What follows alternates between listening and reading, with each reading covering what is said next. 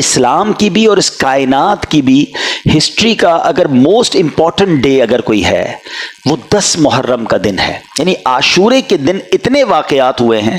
آپ قرآن پاک کا مطالعہ کریں, آپ انبیاء کی ہسٹری پڑھیں, تو بہت سارے وہ واقعات جو شاید اس پوری دنیا کے لیے ٹرننگ پوائنٹ تھے, مگر وہ واقعات کس دن اللہ تبارک و تعالیٰ کی رضا سے ہوئے, وہ 10 محرم کا دن تھا. فار ایگزامپل, حضرت آدم علیہ السلام کی جو ولادت ہوئی, وہ یعنی جو پیدائش کی گئی, آپ کو بنایا گیا, تخلیق کی گئی, یہ 10 محرم کا دن تھا.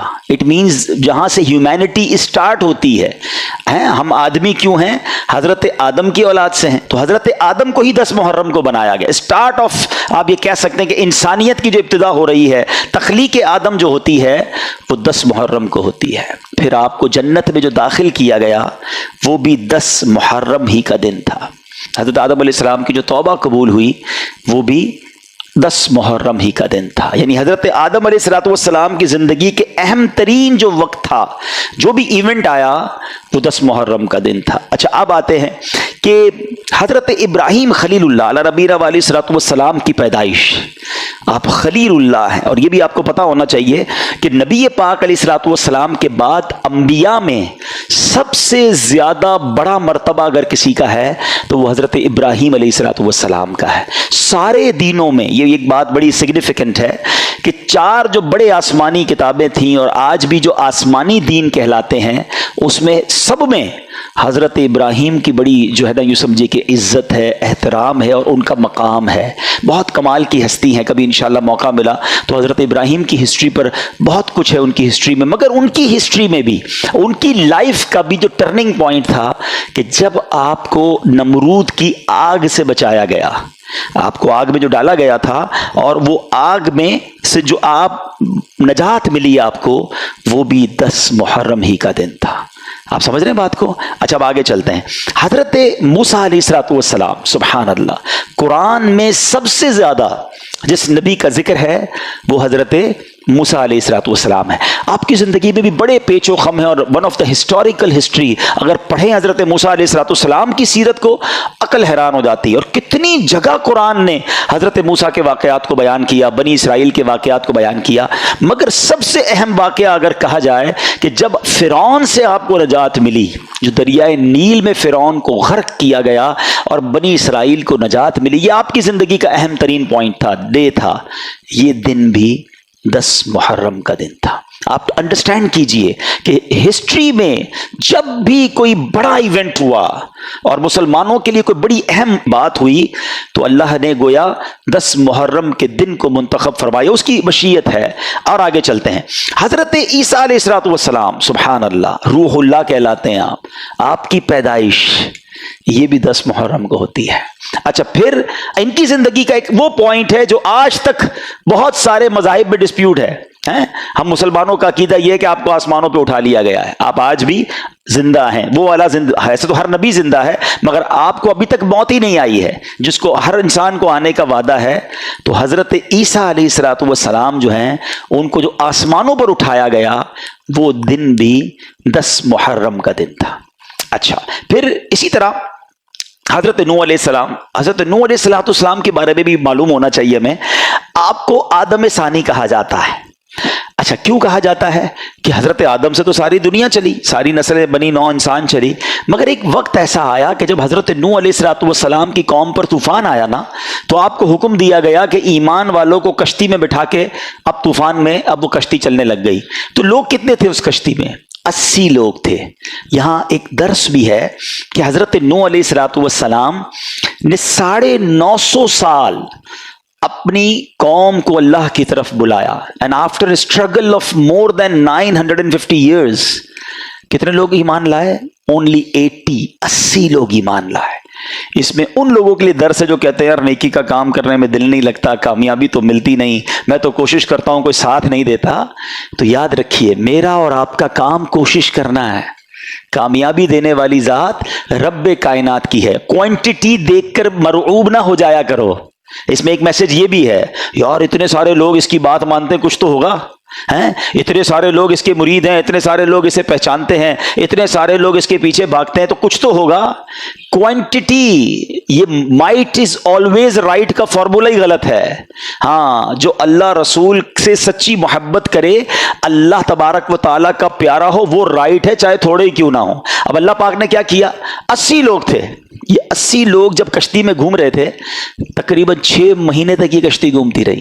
اب اس پوری ہسٹری کا جو ٹرننگ پوائنٹ تھا نا, جب کشتی نے کنارہ پکڑا کوہ جودی کا, ہے, اور وہ جو دن تھا, وہ دن بھی عاشورے کا دن تھا, وہ دن بھی 10 محرم تھا. اور فرام دیٹ ڈے دنیا دوبارہ ریوائیو ہوئی. ان 80 لوگوں سے پھر یہ دنیا چلنا شروع ہوئی. اور اسی لیے حضرت نوح علیہ السلام کو آدم ثانی کہا جاتا ہے کہ دنیا گویا دوبارہ ری سٹارٹ آپ کے بعد ہوتی ہے.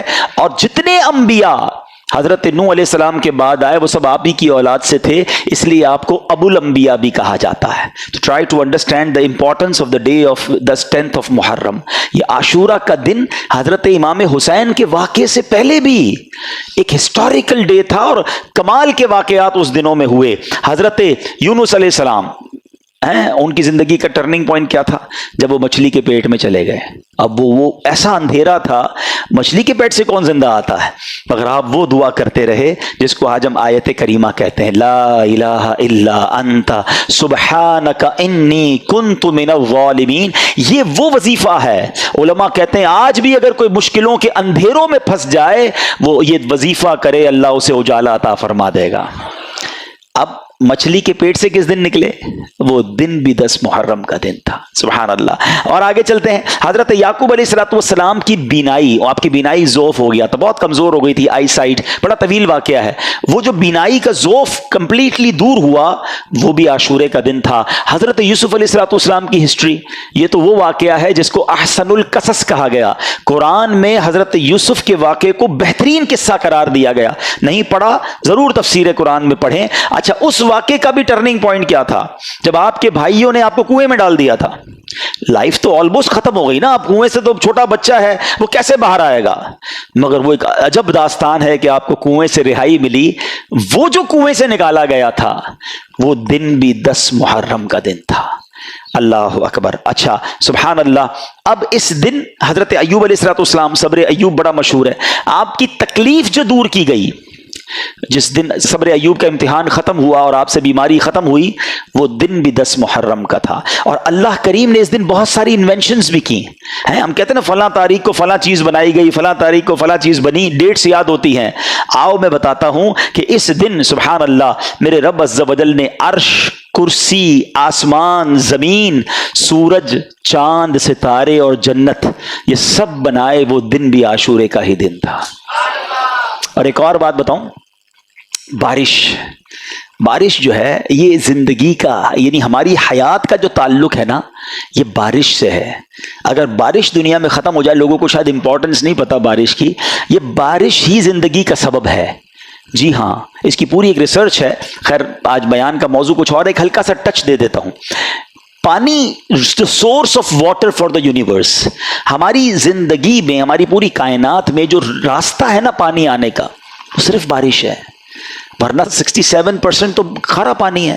باقی دنیا کو پانی کیسے ملتا؟ 8 ارب انسان تقریباً, ٹھیک ہے جناب, ملٹیپلائی بائی 10, 80 ارب اس وقت جانور ہیں, ملٹیپلائی بائی 10. یہ الگ تحقیق ہے کہ ہر جو زمینی جانور ہیں وہ 10 ٹائمز ہوتے ہیں, اور اس سے 10 ٹائمز جو ہے وہ پرندے ہوتے ہیں. تو 800 ارب پرندے دنیا میں ہیں. ان سب کو پانی چاہیے, تمام پودوں کو پانی چاہیے, ہم سب کو پانی چاہیے. ہمیں روز پانی ملتا ہے, جتنا چاہیے اتنا ملتا ہے, اور وداؤٹ کاسٹ ملتا ہے. یہ تو ہماری مرضی ہے, منرل واٹر پیتے ہیں, ورنہ آج بھی 8 ارب لوگوں کے لیے اللہ نے فری آف کاسٹ پانی پوری دنیا میں اویلیبل رکھا ہے. ٹھیک ہے, یہ پانی کدھر سے آتا ہے؟ کتنا کروڑوں خربوں گیلن روز کا یوزیج ہے. اب ذرا اس کی تھوڑی سی, یہ جو پانی پیتے ہیں نا, جب جی چاہتا ہے پانی پی لیتے ہیں, یہ پانی پیو تو کبھی سوچا کرو یہ پہنچانے کا نظام کیسا شاندار ہے. سائنس کہتی ہے سمندر سے ایوپریٹ ہوتا ہے پانی, بادلوں میں جاتا ہے. ٹھیک ہے, آج تک کروڑوں اربوں گیلن اوپر جاتا ہے. کبھی ہم نے پائپ لائن نہیں دیکھی. یہ اللہ کریم نے کیسی پائپ لائن بنائی ہے جو نظر نہیں آتی, اور یہ پانی اوپر چلا جاتا ہے. چلے بھائی اوور ہیڈ ٹینک میں چلا گیا. تقریباً جتنے بیٹھے ہیں سارے فریکوینٹ فلائر ہیں. کئی بار جہاز میں بیٹھے بادلوں سے گزرے, کہیں کوئی ٹینک نظر نہیں آیا. کدھر ہے وہ ٹینک جو بادلوں میں ہے؟ نظر نہیں آتا, مگر وہ سیکیور ہے بادلوں میں. جب رب چاہتا ہے بارش برستی ہے. چلے جناب یہ بھی سمجھ آ گیا, یہ پانی تو کھارا اوپر گیا تھا. آج اتنی سائنس ترقی کر گئی, کتنے بلین ڈالر جناب پلانٹس میں لگائے, بڑے تجربے کیے, جب جا کے سمندر کا پانی پینے کے قابل بنایا. مگر ایسا میٹھا شاید وہ اب بھی نہیں بنا سکے. مگر یہ سارا سمندر کا پانی اوپر جاتا ہے, جب نیچے برستا ہے تو کیسا میٹھا اور لذیذ ہوتا ہے. سب سے اچھا منرل واٹر آج سائنس کہتی ہے, قرآن نے پہلے کہہ دیا بارش کا پانی مائع مبارک ہے, اس میں شفا ہے. لیکن آج سائنس کہتی ہے the most beautiful clear crystal water, جو منرل واٹر ہے وہ بارش کا پانی ہے. چلے جناب وہ کدھر فلٹر ہوا, ادھر کون سا پلانٹ ہے جو نظر ہی نہیں آتا؟ میں اور آپ کئی بار بادلوں میں جہازوں میں گئے, کوئی ایک سائٹ تو فلٹر پلانٹ نظر آیا ہو. اچھا جناب فلٹر بھی ہو گیا. اب اس کے بعد جناب اگر بارش کا پانی سمندر کے بخارات سے بنتا ہے تو بارش تو کراچی میں برستی, پنجاب میں کیسے برستی؟ ہمارے پاس سمندر تھا, ان کے پاس تو نہیں ہے. پوری دنیا میں کئی ایسے ملک ہیں جہاں سمندر ہی نہیں ہے, وہاں بارش کیسے ہو جاتی ہے؟ اللہ اکبر. رب نے ان بادلوں کی ٹرانسپورٹیشن کا انتظام کیا, ہوا کا نظام بنایا, یہ بادل کو لے کر چلتی ہے اور ہر اس جگہ پر جا کر پانی پہنچتا ہے جہاں انسان کو ضرورت ہے. اچھا بارش برسی, کسی نے کٹورا بھرا, کسی نے جناب ٹینک بھر لیا, بارش ختم ہوئی, پھر پانی ختم ہو جاتا, دوبارہ کیسے ملتا؟ تو سبحان اللہ, ہم فریج بناتے ہیں ٹھنڈا پانی کرنے کے لیے. اللہ نے ناردرن ایریاز میں ایسے فریج بنا دیے کہ جہاں یہ بارش کا پانی کولڈ سٹوریج میں سٹور ہو جاتا ہے. سائنس بتاتی ہے کہ اب بھی ایسے کئی گلیشیئر ہیں جو 100 سال سے زیادہ وقت ہو گیا پگھلے ہی نہیں ہیں, وہ سٹور موجود ہے. جب گرمیوں میں کھپت بڑھتی ہے اب پانی پگھلنا شروع ہوتا ہے, نہروں میں آتا ہے, پوری دنیا میں جہاں ضرورت ہوتی ہے ان علاقوں میں پانی پہنچتا ہے. لوگ کہتے ہیں انڈر گراؤنڈ ٹینک ہونے چاہیے. اللہ نے زمین کو کیسی صلاحیت دی ہے, جتنا پانی ہم نے پینا ہے ہم نے پیا, زمین کو ضرورت تھی زمین نے پیا, ایکسٹرا پانی زمین کے اندر سٹوریج ہو گیا. جب ہمیں ضرورت پڑی ہم بورنگ کرتے ہیں, اندر سے پھر صاف پانی نکل آتا ہے. یہ نظام اگر آپ سمجھ لینا پورا تو ہر گھونٹ پہ کہنے کو جی چاہے گا فَبِأَيِّ آلَاءِ رَبِّكُمَا تُكَذِّبَانِ. اب بتاؤ, اور آپ کو پتا ہے یہ بارش جب اتنی اہم ہے نا, تو زمین پر سب سے پہلی بارش جب برسی تھی نا, وہ دن بھی 10 محرم کا دن تھا. تو یہ ہے 10 محرم کا دن. یہ دن گھومنے پھرنے کا دن نہیں ہے, لوگ پکنک منانے جاتے ہیں, چھٹیاں مل گئیں اب جناب گھومنے پھرنے جا رہے ہیں. یہ بڑا ہسٹوریکل ڈے ہے, یہ عبادت کا دن ہے, اللہ کو یاد کرنے کا دن ہے. اچھا پھر ایک اہم ترین واقعہ ہونا ہے, اور وہ بھی کتابوں میں ملتا ہے کہ جب قیامت آئے گی تو وہ دن بھی 10 محرم ہی کا دن ہوگا. تو ٹرائی ٹو انڈرسٹینڈ, 10 محرم کے دن تمام جانور خوف زدہ ہوتے ہیں, آپ کو پتہ ہے, ہمیں نہیں پتا ہوتا, انسان تو گھوم پھر رہا ہوتا ہے کہ ان کو یہ خوف ہوتا ہے کہ کہیں قیامت نہ آ جائے. لیکن ہمیں یہ احساس ہونا چاہیے. اور پھر اسی دن وہ واقعہ ہوا کہ 1400 سال کے قریب وقت گزر گیا ہے کہ امام علی مقام, امام عرش مقام, امام تشنا کام, امام حسین رضی اللہ تعالیٰ عنہ اور ان کے رفقا کو کس بے دردی سے اس کربلا کے میدان میں پیاسا شہید کیا گیا. اچھا کمال کی بات دیکھیں, محبت دیکھیں, اللہ کریم نے, ہم اللہ کا شکر بھی ادا کرتے ہیں کہ ہمیں اہل بیت سے, نبی پاک کے خاندان سے کیسی محبت دی ہے. ہم میں سے کئیوں کے والدین کا انتقال ہو گیا ہے, ماں سے بڑھ کر تو کوئی نہیں نا, والد سے بڑھ کر تو کوئی نہیں, لیکن جیسی تکلیف ان کے انتقال کے وقت ہوئی تھی 2-3 سال 4 سال میکسیمم 5-7 سال کے بعد وہ تکلیف نہیں ہوتی ہے, وہ تکلیف نہیں ستاتی. مگر 1400 سال ہو گئے ہیں, جب بھی کربلا کا واقعہ سنتے ہیں, جب بھی امام حسین اور ان کے خاندان کی مظلومیت سنتے ہیں تو آنکھوں میں آنسو آ جاتے ہیں, دل تڑپنے لگ جاتا ہے کہ یہ کیا کیا تھا ان لوگوں نے. ہیں شاعر لکھتے ہیں نا, جن کو دھوکے سے کوفے بلایا گیا, جن کے بچوں کو پیاسا رلایا گیا, جن کی گردن پہ خنجر چلایا گیا, اس حسین ابن حیدر پہ لاکھوں سلام. یہ ایسا عجیب واقعہ ہوا ہے کہ آج بھی جب سنتے ہیں پڑھتے ہیں تو عقل حیران ہو جاتی ہے.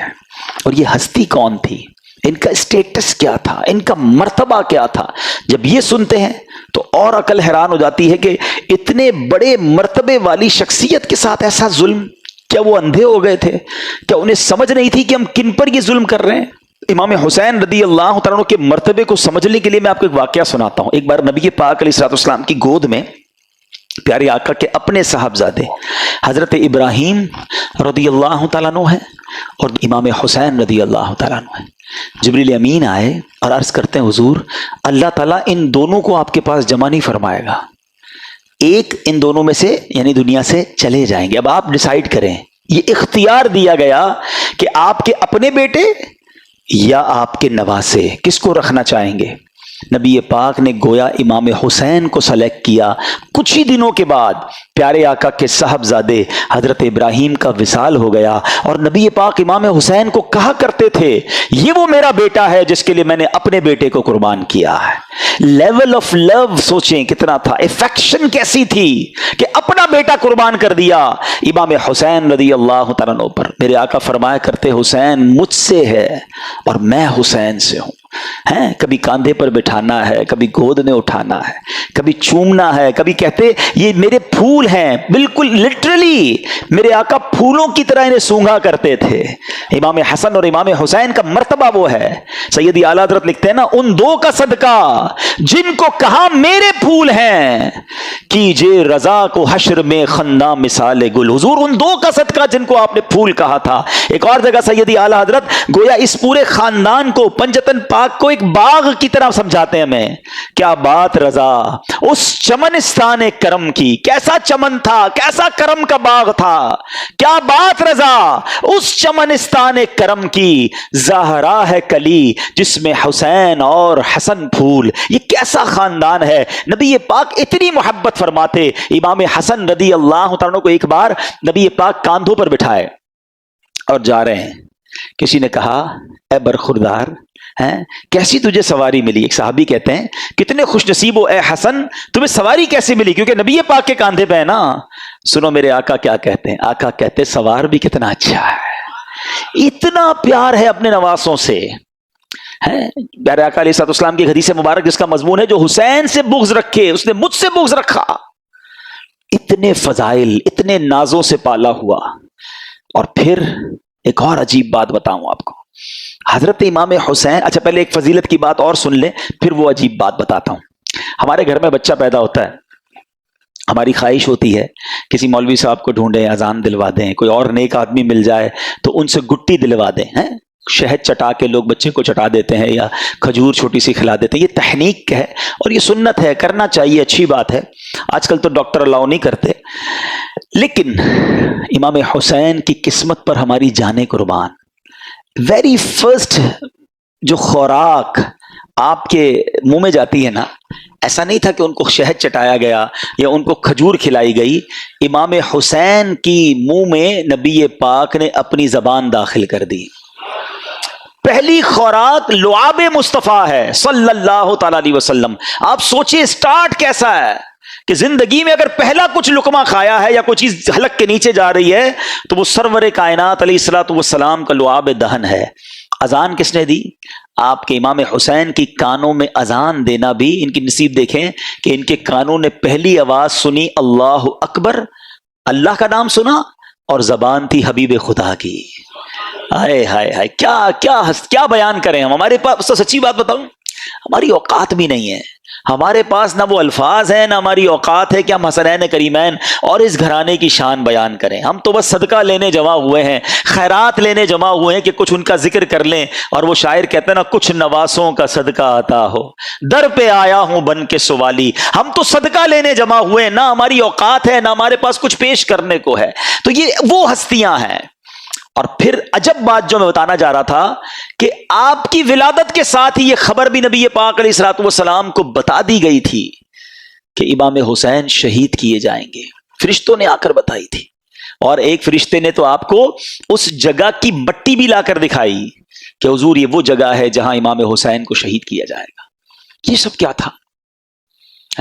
اچھا امام حسین کو خود بھی پتا ہے, بی بی فاطمہ کو بھی پتا ہے, اور مولا علی کو بھی پتا ہے, کئی صحابہ کو پتا تھا کہ شہید کر دیے جائیں گے. اور یہ بھی بتایا گیا کہ حضور آپ کی امت ہی شہید کرے گی. لیکن ایک بڑا جس کو کہنا کہ ریلیونٹ کوسچن پیدا ہوتا ہے کہ پوری لائف میں کہیں پر بی بی فاطمہ نے نبی پاک علیہ الصلوۃ والسلام سے عرض کیا ہو کہ اے بابا جان، آپ حسین سے اتنا پیار کرتے ہیں، میرا بھی لخت جگر ہے، آپ اللہ کی بارگاہ میں دعا کریں یہ جو امتحان آپ نے بتایا آئے گا یہ ٹل جائے، حسین کو شہید نہ کیا جائے، اس کو اتنا ستایا نہ جائے۔ کبھی مولا علی نے دعا کے لیے نبی پاک سے عرض کیا ہو کہ حضور سارا مدینہ آپ سے دعا کرواتا ہے، اپنی مشکلیں حل کروانے کے لیے آپ اپنے نواسے کے لیے بھی دعا کر دینا۔ کسی نے دعا نہیں کروائی۔ What is the reason behind this? یہ بڑا امپورٹنٹ کوشچن ہے اور یہی سمجھنا ضروری ہے۔ Everybody knows about the incident of Karbala, سب کو معلوم تھا کہ کربلا میں ہونا ہے، کچھ شہید ہونا ہے امام حسین نے، مگر کسی نے دعا نہیں کروائی یا خود کی اس مصیبت کے ٹلنے کے لیے۔ سبحان اللہ، اس کا مطلب یہ ہوا everybody is prepared for that examination, یہ سب تیار تھے اس امتحان کے لیے، یہ اپنے بچے کو پال رہے تھے شہید ہونے کے لیے۔ یہ ہے نبی پاک کا گھرانہ۔ کہتے نا شاعر، زباں پر شکوے رنجو علم لایا نہیں کرتے، نبی کے نام لیوا غم سے گھبرایا نہیں کرتے۔ اور یہ ہم سب کے لیے لیسن ہے۔ آج میں اپنے بیان میں صرف آپ کو واقعہ کربلا یا اس کربلا کے جو حقائق ہے وہ نہیں بتانے آیا، یہ تو کئی بار ہم نے سنے ہیں کہ کیسے لڑائی شروع ہوئی، تو کب پانی بند ہوا، تو پہلا وار کس نے کیا، تو پہلا شہید کون ہوا، یہ واقعات ہم سنتے رہتے ہیں۔ مگر فرق کیا پڑتا ہے میری اور آپ کی زندگی میں؟ ہم امپلیمنٹیشن کیا لے کر جاتے ہیں؟ ہم میں سے کئی وہ ہیں جن کی زندگی میں 40 بار عاشورہ آیا ہوگا، کسی کی زندگی میں 30 بار آیا، کسی کی زندگی میں 50 بار عاشورہ آیا۔ عاشورے کا دن اتنی بار آیا، فرق کیا آیا تمہاری زندگی میں؟ تم نے اپنی زندگی میں کیا سیکھا اس واقعے سے؟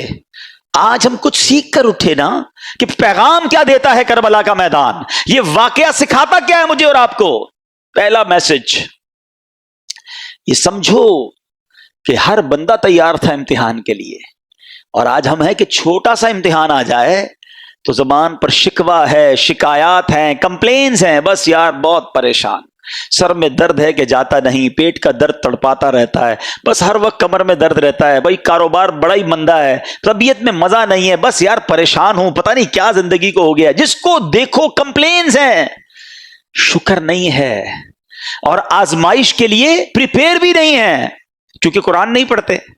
حالانکہ قرآن میں رب عز و جل نے باقاعدہ اناؤنس کر دیا ہے، سورہ بقرہ کی بڑی مشہور آیت ہے، کئی بار سنی ہوگی، وَلَنَبْلُوَنَّكُمْ بِشَيْءٍ مِّنَ الْخَوْفِ وَالْجُوعِ وَنَقْصٍ مِّنَ الْأَمْوَالِ وَالْأَنفُسِ وَالثَّمَرَاتِ وَبَشِّرِ الصَّابِرِينَ الَّذِينَ إِذَا أَصَابَتْهُم مُّصِيبَةٌ قَالُوا إِنَّا لِلَّهِ وَإِنَّا إِلَيْهِ رَاجِعُونَ۔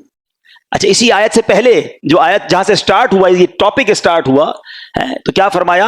یا ایھا الذین آمنوا استعینوا بالصبر والصلاۃ ان اللہ مع الصابرین۔ پہلے سے قرآن گویا آپ کا مائنڈ سیٹ کر رہا ہے کہ دیکھو اللہ صبر کرنے والوں کے ساتھ ہے، اے ایمان والو مدد طلب کرو نماز سے اور صبر سے، اور پھر کہا اللہ صبر والوں کے ساتھ، اور پھر آگے ٹاپک شروع ہوتا ہے کہ ہم ان قریب تمہیں آزمائیں گے، وَلَنَبْلُوَنَّكُمْ، کن چیزوں سے؟ اچھا لسٹ بھی دے دی قرآن نے، تمہیں بھوک سے آزمائیں گے، غربت آ جائے گی، تمہارے پھل کم ہو جائیں گے، تمہارا مال کم ہو سکتا ہے، تمہیں خوف بھی ہو سکتا ہے دشمن کا، ڈیفیکلٹیز آ سکتی ہیں لائف میں، لیکن پھر آگے کیا کہا؟ وَبَشِّرِ الصَّابِرِينَ، خوشخبری ہے صبر والوں کے لیے، جب ان پر مشکل آتی ہے تو کہتے ہیں ہم اللہ ہی کا مال ہیں اور اللہ ہی کی طرف لوٹائے جائیں گے۔ تو اس کا مطلب یہ ہوا کہ ایسا نہیں ہوگا کہ زندگی میں کبھی مجھ پر اور آپ پر کوئی پرابلم نہیں آئے گی، آ چکی، آگے بھی آئیں گی، لیکن قرآن کہتا ہے خوشخبری ہے صبر والوں کے لیے کہ جب پرابلم آتی ہے تو پریپیئر ہوتے ہیں، اللہ کا شکر ادا کرتے ہیں، صبر کرتے ہیں۔ تو کربلا کا میدان، کربلا کا یہ انسیڈنٹ صبر کا درس دیتا ہے۔ آج سے نیت کریں کہ مشکلوں پر بے صبری نہیں بلکہ صبر کا دامن تھامیں گے، اللہ کی رضا پر راضی رہیں گے۔ اب آگے چلتے ہیں۔ یہ کربلا کا جب واقعہ ہوتا ہے تو امام حسین رضی اللہ تعالیٰ کو تو دھوکے سے بلایا گیا نا، آپ تو لڑنے تو گئے نہیں تھے، لڑنے کے لیے کون بچوں کو اور فیملی کو لے کے جاتا ہے؟ آپ کو تو باقاعدہ معزز مہمان کے طور پر بلایا گیا تھا کہ حضور آپ آئیں اور آ کر ہمیں بچائیں، ہم یزید کی بیعت نہیں کرنا چاہتے، ہم آپ کی بیعت کرنا چاہتے ہیں۔ اور آپ پر چونکہ اتنے خطوط آ گئے، اتنی ریکویسٹ آ گئی کہ شرن آپ پر ضروری ہو گیا کہ اگر آپ نہ جاتے، کچھ لوگ کہتے نہیں جانا چاہیے تھا، اگر امام حسین نہ جاتے تو وہ کوفے والے قیامت کے دن اللہ کی بارگاہ میں عرض کرتے کہ مولا ہم نے تو امام کو بلایا تھا، وہ نہیں آئے، ہم نے مجبوراً یزید کی بیعت کر لی۔ تو امام پر گویا شرعن لازم ہو چکا تھا کہ آپ ان کی بیعت کر لینے کے لیے، ان کی ہدایت کے لیے، کیونکہ وہ بلا رہے تھے، آپ جاتے اور آپ نے بہت خوبصورت پلان ترتیب دیا، خطوط آ چکے تھے، ایویڈنسز موجود تھے، مگر آپ نے کراس چیک کرنے کے لیے مسلم بن عقیل رضی اللہ تعالیٰ کو بھیجا کہ آپ جائیے، وہاں جا کر پہلے حالات دیکھیے، پھر آپ بتائیں گے تو ہم آ جائیں گے۔ حضرت مسلم بن عقیل پہنچتے ہیں، سب لوگوں نے بڑا ویلکم کیا، ہزاروں لوگوں نے آپ کی بیعت کر لی، اور آپ نے خط لکھ دیا امام حسین کو کہ حضور یہاں تو ایوری تھنگ از اوکے، ہر بندہ آپ کے لیے انتظار میں ہے، آپ آئیے۔ انفارچونیٹلی دیکھیں کہ خط ادھر پہنچتا ہے، امام حسین ادھر روانہ ہوتے ہیں، اور ادھر کوفے والوں نے غداری کی اور وہاں حضرت مسلم بن عقیل سے دھوکہ کیا، آپ کو شہید بھی کر دیا گیا، حضرت مسلم بن عقیل کے بچوں کو بھی شہید کیا گیا، اور حضرت مسلم بن عقیل رضی اللہ عنہ آخری وقت تک کہتے رہے کہ کاش میں وہ خط نہ لکھتا۔ آج کل کا دور تو تھا نہیں کہ کال کر دی جاتی، کوئی ذرا میں واٹس ایپ کر دیا جاتا، ایک خط پہنچ چکا تھا امام حسین کے پاس کہ جناب ایوری تھنگ از اوکے، آپ ٹریول کر چکے، اور ادھر حضرت مسلم بن عقیل کو شہید کر دیا گیا۔ اب آپ جب کربلا کے قریب پہنچتے ہیں اور آپ کو ریزسٹ کیا جاتا ہے، آپ کو انٹرسپٹ کیا جاتا ہے جو یزیدی لشکر تھا، اب یہ لشکر 22,000 کا لشکر ہے۔ ایک بڑا ریلیونٹ کوسچن ہے کہ 72 لوگ ہیں جن میں بچے بھی ہیں، عورتیں بھی ہیں، ان سے لڑنے کے لیے یا ان کو گرفتار کرنے کے لیے اتنا بڑا لشکر کیوں بھیجا گیا؟ 1000-2000 آدمی بھیج دیے جاتے، کیونکہ یہ تو ویل ایکوپڈ بھی نہیں تھے، کیونکہ یہ جنگی ساز و سامان لے کر بھی نہیں گئے تھے، وہ سارے ایکوپڈ تھے، سارے جناب ساز و سامان کے ساتھ آئے تھے۔ تو جواب یہ ملتا ہے کہ وہ جانتے تھے کہ ان کی رگوں میں شیر خدا کا خون ہے، یہ اتنا آسانی سے ہاتھ نہیں آئیں گے، اگر یہ لڑنے پر آ گئے تو 2-4 ہزار تو مسئلہ ہی کوئی نہیں ان کے لیے ہے، تو اس لیے خوف کے عالم میں 22,000 کا لشکر بھیجا گیا۔ یہ کربلا کے اس واقعے سے ایک اور پیغام کیا ملتا ہے؟ پیغام یہ ملتا ہے کہ اس واقعے میں جو امام حسین رضی اللہ تعالیٰ عنہ کے جو قافلے والے تھے، تلواروں کے سائے تھے، دشمنوں کا خوف تھا، مگر سجدے تھے، تلاوت تھی، عبادت تھی، اور ادھر یزیدی لشکر میں ناچ تھے، گانے تھے، رقص و سرور تھا۔ آج ہم سب غور کریں کہ ہماری زندگی حسینی طریقے پر گزر رہی ہے یا یزیدی طریقے پہ گزر رہی؟ میں تو پنجتن کا غلام ہوں، بہت شوق سے پڑھتے ہیں۔ یہ واقعہ کربلا صرف نیاز کھانے کے لیے آیا ہے، یہ صرف نعرے لگانے کے لیے آیا ہے؟ کچھ سیکھنا نہیں ہے، کچھ عمل نہیں کرنا کہ میں سارا سال یزیدی طریقے پر گزاروں؟ ان کی راتیں رقص و سرور میں گزری، کربلا کے میدان میں بھی، اور ان کی راتیں تلاوت قرآن اور دعاؤں میں گزری۔ میری اور آپ کی راتیں کیسے گزر رہی ہیں؟ فلموں میں، گانوں میں، میوزک میں، اور کہتے ہیں پنجتن کا غلام ہوں۔ کتنے ایسے ہیں جو عشاء بھی جماعت سے پڑھتے ہیں، فجر بھی نماز پڑھتے ہیں، رات تلاوت کر کے سوتے ہیں، باوضو سوتے ہیں، راتیں فلم دیکھے بغیر نیند نہیں آتی، موبائل ہاتھ میں ہوتا ہے، پتہ نہیں کیا کچھ چل رہا ہوتا ہے، اور کہتے ہیں میں پنجتن کا غلام ہوں۔ یاد کرو وہ کربلا کا میدان کہ یزیدیوں کی راتیں کیسی گزری اور حسینیوں کی راتیں کیسی گزری ہیں۔ امام حسین کے چاہنے والے کی رات تو سبحان اللہ، میں سو جاؤں یا مصطفیٰ کہتے کہتے، کھلے آنکھ صلی اللہ کہتے کہتے۔ غور کیجئے، ہم سب نے قیامت کے دن ملاقات کرنی ہے امام حسین سے، کرنی ہے نا انشاءاللہ؟ ہماری تو تمنا ہے کہ ہمارا حشر ان کے ساتھ ہو، ہم وہیں ان کے پیچھے پیچھے جنت میں جائیں گے۔ مگر اگر وہاں کوسچن ہو گیا کہ تم کون سے طریقے پر زندگی گزار کر آئے، حسینی یا یزیدی، وی ہیو اینی آنسر؟ یہ غور کرنا ہے۔ اس کربلا کے واقعے میں 2 گروپس تھے، ہمیں ایک گروپ چوز کرنا ہے، اور حقیقتاً ہمیں امام حسین کے ہی گروپ کو چوز کرنا ہے نا، ہمیں انہی کے فٹ اسٹیپ پر چلنا ہے، یزیدیوں کے پیچھے تو نہیں جانا نا۔ تو یہ غور کریں کہ اعمال ایسے ہیں کہ نہیں۔ ایک اور بڑی پیاری بات بتاؤں، 72 کربلا والوں میں سے ایک مرد واپس جاتا ہے، وہ ہیں امام زین العابدین عابد بیمار رضی اللہ تعالیٰ، ٹھیک ہے؟ ادھر ہزاروں واپس جاتے ہیں، یہاں تو سارے شہید ہو جاتے ہیں نا، ایک ہی واپس جاتا ہے۔ ایک بڑا ریلیونٹ کوسچن ہے، آپ میں سے بہت سارے دنیا کے کئی ملکوں میں گئے ہیں، کہیں کوئی ایک بندہ آپ کو ملا ہے آج تک جس نے یہ کہا ہو کہ میں اس یزیدی لشکر کی اولاد میں سے ہوں، کہ یار امام حسین سے اور ان کے ساتھیوں سے لڑنے گیا نا، میں ان کی اولاد میں سے ہوں؟ آپ کو ایک نہیں ملا ہوگا ایسا، ہزاروں واپس گئے، ان کی نسل کا، ان کی بات کرنے والا کوئی نہیں ہے۔ ایک حضرت عابد بیمار واپس آئے ہیں، آج دنیا کے کونے کونے میں آپ کو حسینی سید ملتے ہیں۔ یہ کیسے ہو گیا؟ ایک مرد واپس آیا اور نسل میں اتنی برکت۔ سبحان اللہ. اس سے کربلا کے اس واقعے سے سیکھنے کو ملا کہ جو چیز اللہ کی راہ میں قربان کی جائے اللہ اس میں برکت ڈال دیتا ہے. ہاں وہ بڑی پیاری بات, بڑا خوبصورت جملہ پڑھا. کربلا کی کہانی بس اتنی سی ہے, یزید تھا حسین ہے, بس وہ ختم. اور امام حسین آج بھی کروڑوں دلوں پر حکومت کرتے. یزید کا نام لینے والا کوئی نہیں, کوئی اپنے بچے کا نام یزید نہیں رکھتا ہے, اور حسین کا نام رکھنے والے اور ان کا نام سر پر عزت کے ساتھ رکھنے والے اربوں, ہر وہ مسلمان نہیں ہے. ہم تو یہ سمجھیں گے وہ کون سا مسلمان ہے جس کے دل میں امام حسین کی محبت نہیں ہے. اس میں امام حسین تو ہمارے ایمان کا حصہ ہیں. تو سمجھنے والی بات یہ ہے, سیکھنے والی بات یہ ہے کہ جو چیز, اب ذرا اس بات کو تھوڑی سی باریک بات ہے سمجھیے گا, جو چیز اللہ کی راہ میں قربان کر دی جائے نا اللہ اس میں برکت ڈال دیتا ہے. اب اس سے آپ اپنی ساری لائف کو ایزیوم کر لیں.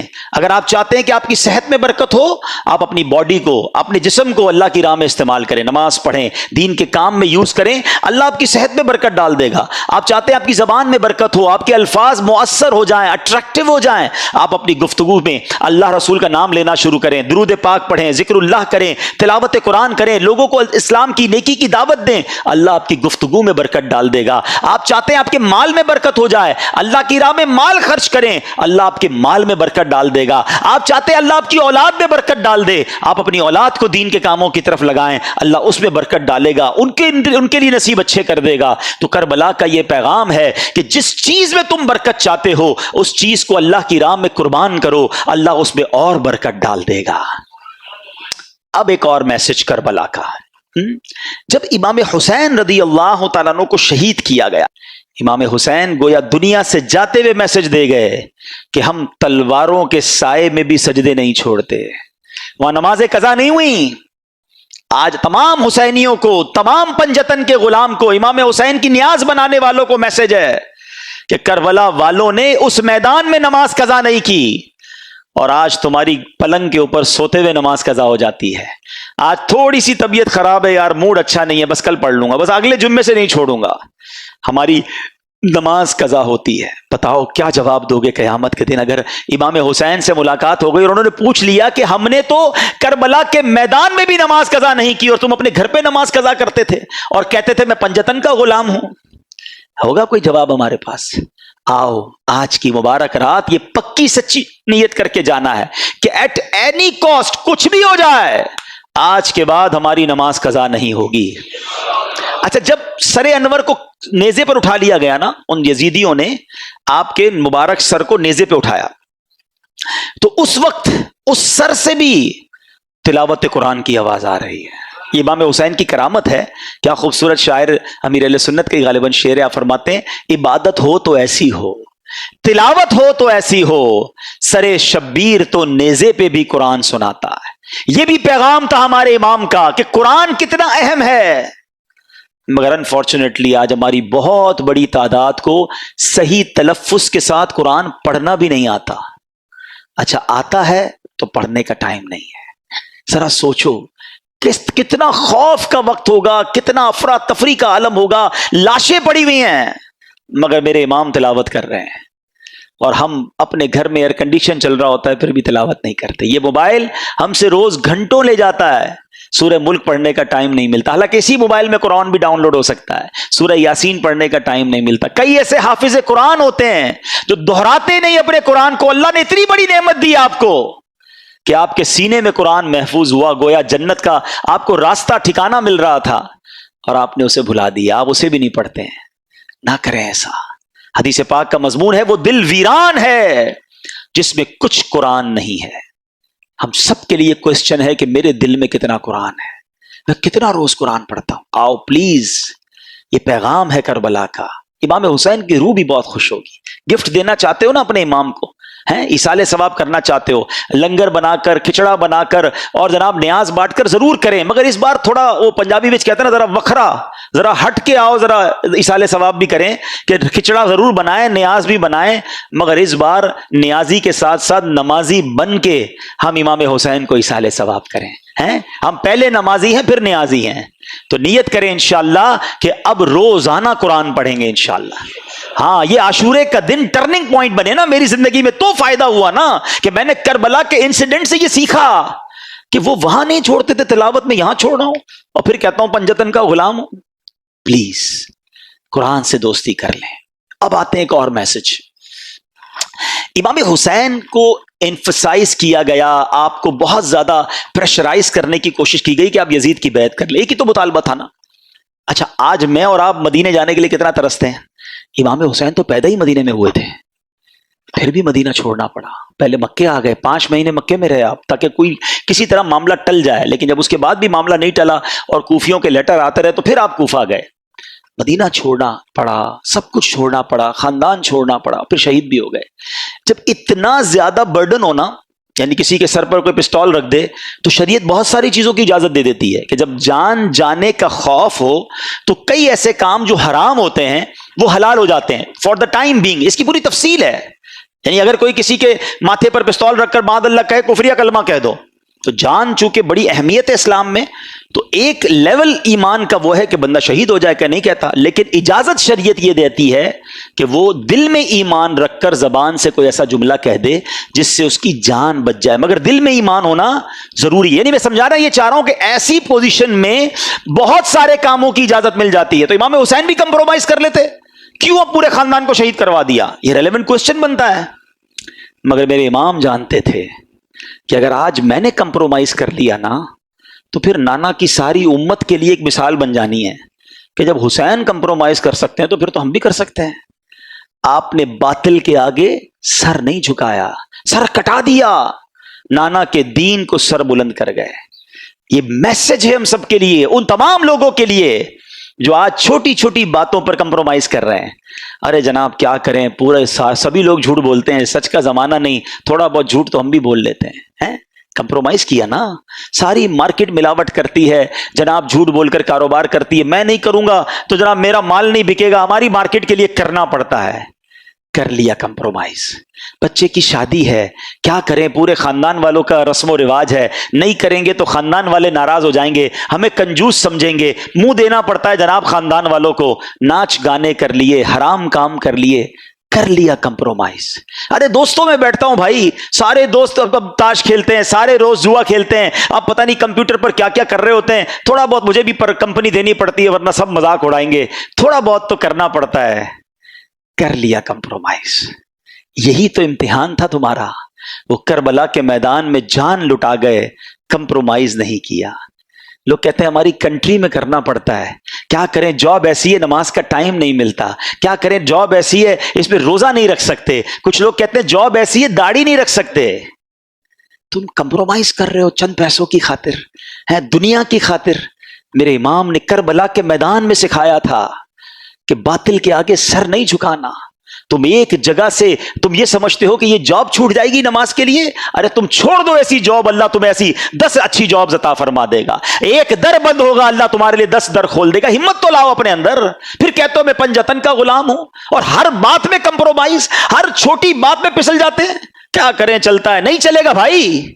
وہ چیز نہیں چل سکتی جس میں میرے اللہ اور اس کے رسول کی ناراضگی ہے، جس میں میں کربلا والوں کے طریقے سے ہٹ رہا ہوں. یزیدی کام کروں اور کہوں میں پنجتن کا غلام ہوں.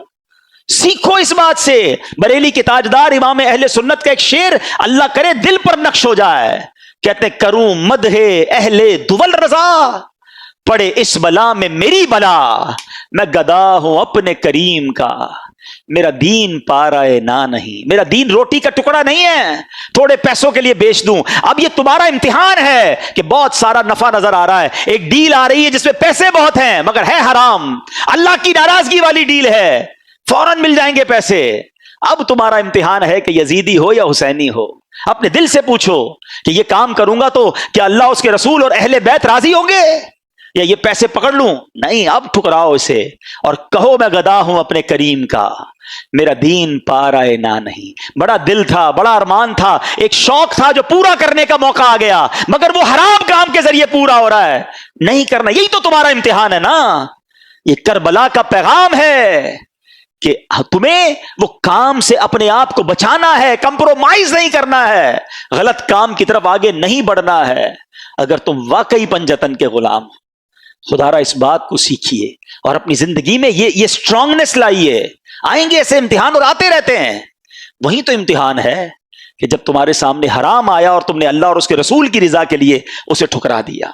اعلیٰ حضرت فرماتے ہیں نا, انہیں جانا, انہیں مانا, نہ رکھا غیر سے کام, للہ الحمد میں دنیا سے مسلمان گیا.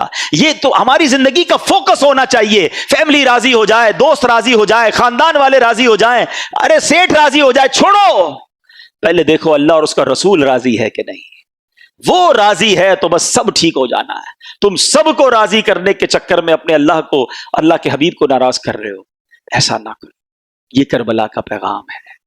میں کچھ اپنی بہنوں سے بھی بات کر لیتا ہوں. کربلا کے میدان میں خیمے لگے ہوئے تھے اور خواتین تھی نا, تو ان خواتین میں جب ان کے سامنے خبریں آ رہی تھی کہ والد بھی شہید ہو گئے, بھائی بھی شہید ہو گئے, شوہر بھی شہید ہو گئے, بچے بھی شہید ہو گئے, تو کوئی خاتون بغیر پردے کے باہر آئیں ہیں, چیختی ہوئی, چلاتی ہوئی, چادر اتار کر. حالانکہ کیسا ماحول ہوگا, گھبراہٹ کیسی ہوگی کہ سارے مرد شہید ہو رہے ہیں, مگر اس کیفیت میں بھی ان کا پردہ باقی تھا. کیسا پیغام دیا ان پردہ دار بیویوں نے آنے والی نسلوں کی عورتوں کو کہ پنجتن کی غلامی یہ ہے کہ کسی صورت میں بھی پردہ نہیں ضائع ہونا چاہیے. مگر آج بازاروں میں گھوم رہی ہیں ہماری بہنیں بے پردہ. کہتے ہیں جناب عورت کی آزادی ہے. یہ کیسی عورت کی آزادی ہے؟ ایک طرف کہتے ہو امام حسین اور کربلا والوں کے چاہنے والے ہیں, اور دوسری طرف بے پردہ عورت کو گھومنا کہتے ہیں عورت کی آزادی ہے. بڑا پیارا واقعہ ہمارے نگران شورا نے بیان میں سنایا کہ ایک شخص نے ایک غیر مسلم تھا, اس نے ایک مسلمان سے کہا کہ یہ تمہاری عورتیں, تم لوگوں نے عورتوں کو قید کیا ہوا ہے, کوئی ہاتھ ہی نہیں ملا سکتا ان سے. ہمارے یہاں تو جو دیکھو شیک ہینڈ کر لیتا ہے, اور تم اپنی عورتوں کو دوسرے مردوں سے ہاتھ بھی نہیں ملانے دیتے. تو مسلمان نے کہا یہ بتاؤ تمہارے ملک کی ملکہ سے کوئی ہاتھ ملانا چاہے تو ملا سکتا ہے؟ کہا نہیں, ملکہ تو بہت بڑی شخصیت ہوتی ہے, اس سے تو چند سلیکٹڈ لوگ ہی ہاتھ ملا سکتے ہیں, باقی لوگ تو اس کے قریب بھی نہیں جا سکتے. کہا تمہارے ملک میں ایک ملکہ ہے, ہماری ہر عورت کو ہم نے ملکہ کا درجہ دیا ہے. ہماری ہر عورت کی عزت ہے, ہماری ہر عورت سے صرف وہی ہاتھ ملا سکتا ہے جس کو شریعت اجازت دیتی ہے, باقی ہر ایرا غیرہ نتھو غیرہ ہماری عورت کو ٹچ نہیں کر سکتا. یہ اسلام نے ان کو مقام دیا تھا, مگر ہم چاہتے نہیں جناب وہ مقام چھین لیا جائے اور عورتوں کو ان وحشت ناک لوگوں کے حوالے کر دیا جائے, اور کہتے ہیں یہ آزادی ہے. خدارا میری بہنیں, میری مائیں, جس پنجتن پاک اور بی بی خاتون جنت کی ہم قریض کہلانا چاہتی ہیں, اب پہلے ڈیسائیڈ کر لینا میری بہنیں کہ کس کی غلامی اختیار کرنی ہے. تو نے جنت بی بی فاطمہ کی, ان کے ساتھ جنت میں جانا ہے یا فلم ایکٹریس کے ساتھ جنت میں جانا ہے؟ جنت میں کیا جائیں گے بعد اللہ, جہنم میں. خود سوچیں کہ ہم کس کے پیچھے چل رہے ہیں, یہ کدھر لے کے جا رہا ہے معاشرہ ہم کو. کربلا کا یہ پیغام میری بہنوں کے لیے ہے کہ وہ جو بیبیاں تھیں وہ پردہ دار تھیں, آپ بھی پردہ دار رہیں. اور آخری بات, باتیں تو بہت ساری ہیں لیکن وقت کافی ہو گیا, اب آخری بات, امام حسین کی سیرت سے ایک اور بات سیکھنے کو ملتی ہے. کسی پر ظلم کرنا حسینی طریقہ نہیں ہے. اچھا ہم پتہ کیا سمجھتے ہیں, ہم سمجھتے ہیں ظلم جو ہے نا قتل کرنا ہی ہے. میں کہاں ظلم کرتا ہوں, میں نے کب کسی کو قتل کیا, کسی کی ٹانگیں نہیں توڑی. یہ بھی ایک بڑا عجیب کانسیپٹ ہے. ہاں ظلم صرف کسی کو قتل کرنے, کسی کا سر پھوڑنے اور کسی کو جناب زد و کوب کرنے کا انعام نہیں ہے. ظلم کے بارے میں چند باتیں بتاتا ہوں. آستینیں چڑھائیں, کسی کی طرف لپکے, اس کو ڈرایا, یہ بھی ظلم ہے. کسی کو گھور کر دیکھا, وہ سہم گیا, یہ بھی ظلم ہے.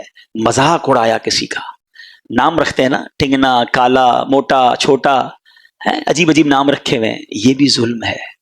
جی جناب, کسی کا جوئے کے ذریعے مال بٹور لیا, یہ بھی ظلم ہے. سود کے ذریعے مال لے لیا, یہ ظلم ہے. ناپ تول میں کمی کر کے مال چھین لیا, یہ بھی ظلم ہے. رشوت لی جو ظلم ہے.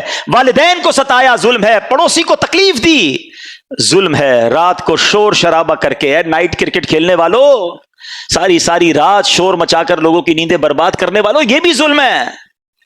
ظالم یزید تھا, بتاؤ اب کس طریقے پر چلنا ہے. ہاں سوچو, غلط پارکنگ کرتے ہیں, سوچتے بھی نہیں نا, بیڑا جو ہوتا ہو دیکھا جائے گا, میرا کام تو ہو جائے, چاہے بیچارہ وہ گھر سے نکل ہی نہ سکے, اس کا دروازہ لاک کر دیا, یہ بھی ظلم ہے. بہتان لگایا, الزام لگایا, ظلم ہے. ظلم ہوتا ہے چاہے چھوٹا ہو یا بڑا ہو. ظلم کرنا یزید کا طریقہ ہے, حسین کا نہیں, رضی اللہ تعالیٰ عنہ. اب سوچ لو کہ ہم کس پیرائے میں زندگی گزار رہے ہیں. ہمیں اگر کسی کے ساتھ ہم نے یہ ظلم کیے ہوئے ہیں نا, تو ہمیں معافی مانگنی ہوگی. ہمیں تھوڑا سا دل بڑا کرنا ہوگا. ادھر مانگ لو ورنہ ادھر پچھتائیں گے, ادھر کچھ بھی نہیں بن سکے گا. میں آج ایک واقعہ پڑھ رہا تھا, کیا واقعہ ہے. اور اس نے ہلا دیا نا. حالانکہ یہ واقعہ صحابہ کرام کے ساتھ ہوا, مگر دیکھو یہ ہوتی ہے معافی.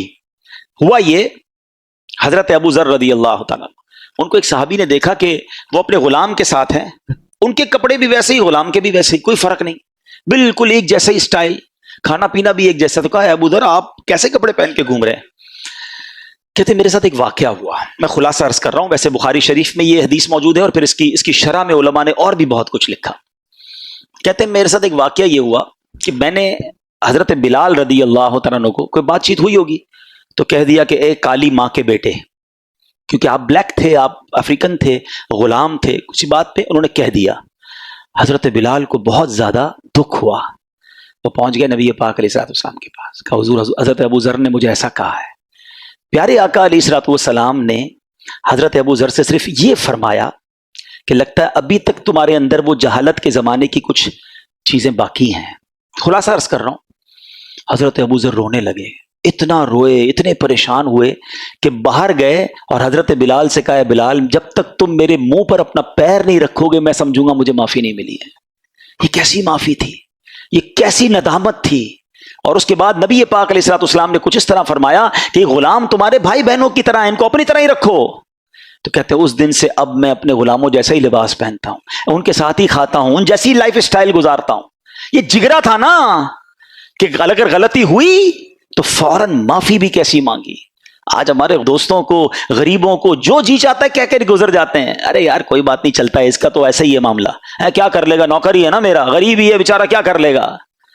نہیں میرے میٹھے اسلامی بھائی, وہ بھی دل رکھتا ہے. حضرت بلال چلے گئے تھے نا نبی پاک کے پاس, وہ اللہ کی بارگاہ میں آج بھی ہاتھ اٹھا کے جا سکتا ہے کہ یا اللہ اس نے میرا دل دکھایا ہے. پھر یاد رکھنا تتر بتر ہو جاؤ گے. ہم نے چلتے کاروبار تباہ ہوتے دیکھے ہیں, چلتی صحت ختم ہوتے دیکھی ہے.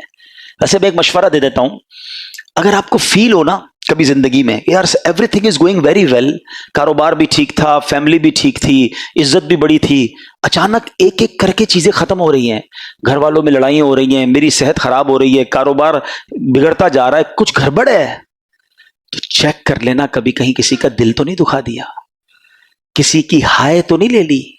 ہاں یہ ایک ہائے جو ہے نا یہ عرش تک جاتی ہے. مظلوم ہاتھ اٹھائے تو اللہ کے عرش تک اس کی پکار جاتی ہے, اور پھر مظلوم کے ساتھ رب ہو جاتا ہے, پھر ظالم کو ٹھکانہ نہیں ملتا. ہمیں بعض اوقات تو پتہ بھی نہیں ہوتا ہم ظلم کر رہے ہوتے ہیں. میں نے کہا نا یہ ساری باتیں تو ظلم میں کبھی آپ نے کاؤنٹ ہی نہیں کی ہوں گی. ہم تو ظالم کہتے ہیں اس کو جو پستول اٹھا کے کسی کو قتل کرتا ہے. ارے بھائی پستول کا وار کم تکلیف دیتا ہے جو زبان کا وار تکلیف دیتا ہے. عربی کا مقولہ ہے کہ تلوار کا وار تو ابھی بھی انسان سہ سکتا ہے, بعد میں ٹھیک ہو سکتا ہے, زبان کا وار جو ہے نا وہ انسان کو ٹکڑے ٹکڑے کر دیتا ہے, اور کئیوں کی زبان تو ہمیشہ انگارے ہی برساتی ہے. تو ہے کربلا والوں سے محبت کرنے والوں, اپنی زبان نرم کرو, اپنی عادتیں نرم کرو, لڑائی جھگڑے اور لوگوں پر ظلم نہیں ہونا چاہیے. اور اگر کہیں ہو گیا ہے نا تو اس واقعے سے سبق حاصل کرو, مانگ لو معافی.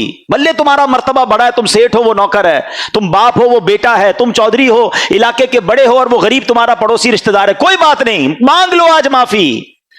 ورنہ قیامت کے دن اگر وہ کھڑا ہو گیا نا اللہ کی بارگاہ میں, پھر دینے کو کچھ نہیں ہوگا. پھر ادھر پیسے نہیں, نیکیاں دینی پڑیں گی, وہ ہے ہی نہیں ویسے ہمارے پاس. تو اللہ کرے کہ آج اس کربلا کے واقعے سے ہم یہ جو میسیجز مل رہے ہیں ہمیں, یہ ہم سیکھیں اور اپنی ذات میں امپلیمنٹ کریں. اللہ کربلا والوں کی قبروں پر کروڑوں رحمتوں کی بارش نازل فرمائے, ان کے فیوز و برکات سے ہمیں مالا مال فرمائے. صلو علی الحبیب صلی اللہ تعالی علی محمد. 10 محرم الحرام کا دن اسلامی تاریخ میں, بلکہ یہ کہا جائے کہ دنیا کی تاریخ میں ایک بڑا ہسٹوریکل, بڑا تاریخی دن ہے. یہ ایک ایسا دن ہے کہ جس دن اتنے بڑے بڑے واقعات ہوئے ہیں کہ میں نہیں سمجھتا کہ کسی اور تاریخ کو, پرٹیکولر ڈے کو, کسی خاص دن اتنے بڑے بڑے واقعات کسی اور دن ہوئے ہوں. یقیناً ہم عاشقان صحابہ اور اہل بیت اس دن کو امام علی مقام, امام عرش مقام, امام حسین اور ان کے رفقا کے ساتھ جو ظلم کی داستان ہوئی کربلا کے میدان میں, اس بنا پر اسے یاد رکھتے ہیں. مگر اس کے علاوہ بھی اس دن بہت بڑے بڑے واقعات ہوئے. اگر میں یہ کہوں کہ حضرت آدم علیہ الصلوۃ والسلام سے لے کر آج تک جتنے بڑے واقعات 10 محرم کو ہوئے ہیں شاید کسی اور دن نہیں ہوئے. آئیے میں اب اس کو کچھ تھوڑا سا آپ کے سامنے ایکسپلین کرتا ہوں, آپ کے سامنے بیان کرتا ہوں, آپ کو اندازہ ہو کہ یہ کتنا مبارک دن ہے. حضرت آدم علیہ السلام، ہم سب آدمی کہلاتے ہیں نا. آدمی کیوں کہلاتے ہیں؟ حضرت آدم کی اولاد ہونے کی وجہ سے. حضرت آدم کی پیدائش کب ہوئی؟ یعنی جب سے بنی نو انسان کا سلسلہ شروع ہوا وہ حضرت آدم سے شروع ہوا. تو حضرت آدم کی پیدائش کا جو دن تھا وہ 10 محرم الحرام کا دن تھا. دا برتھ ڈے آف سیدنا آدم علیہ نبینا علیہ السلام وہ کیا تھی؟ وہ 10 محرم الحرام. حضرت آدم کو جو جنت میں داخل کیا گیا وہ بھی 10 محرم الحرام کا دن تھا. حضرت آدم علیہ السلام کی زندگی کا ایک اور بڑا اہم دن تھا کہ جب آپ کی توبہ قبول کی گئی. تو حضرت آدم کی توبہ کے قبول ہونے والا دن بھی 10 محرم الحرام کا دن تھا. اچھا آگے چلتے ہیں. ہم کہتے ہیں جناب دنیا میں کون سی چیز کب بنی، بڑی بات ہوتی ہے اس پر، انوینشنز پر بات ہوتی ہے، ایجادات پر بات ہوتی ہے.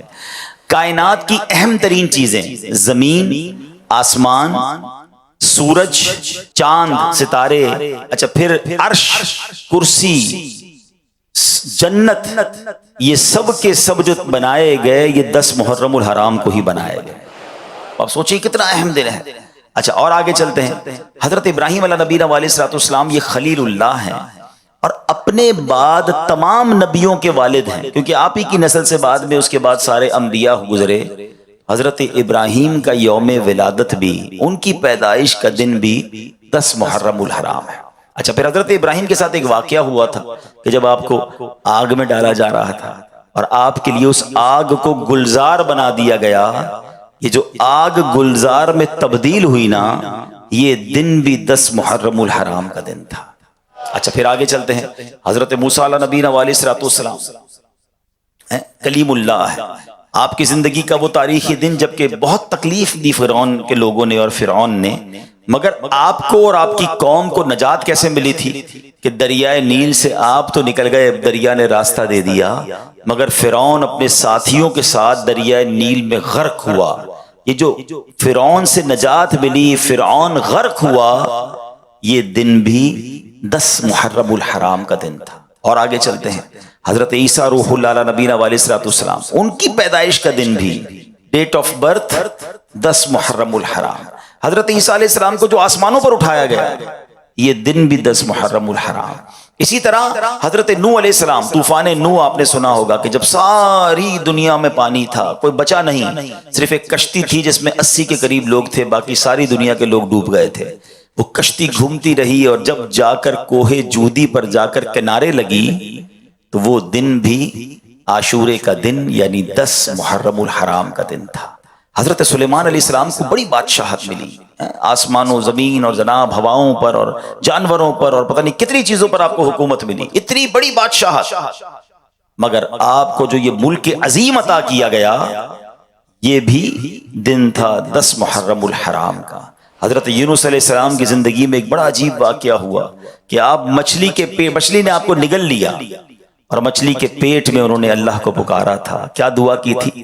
لا الہ الا انت سبحانک انی کنت من الظالمین. یہ آیت کریمہ یاد رکھو میرے پیارے اسلامی بھائی. علماء فرماتے بندہ کتنی بڑی مشکل میں کیوں نہ ہو، اپنے رب کو دل سے پکارے، وہ رب جو حضرت یونس کو مچھلی کے پیٹ سے باہر نکال سکتا ہے وہ تمہیں بھی غموں کی دنیا سے باہر نکال دے گا. حضرت یونس علیہ السلام جو مچھلی کے پیٹ سے باہر آئے، وہ دن کون سا تھا؟ وہ دن بھی عاشورے کا دن تھا، وہ دن بھی 10 محرم الحرام.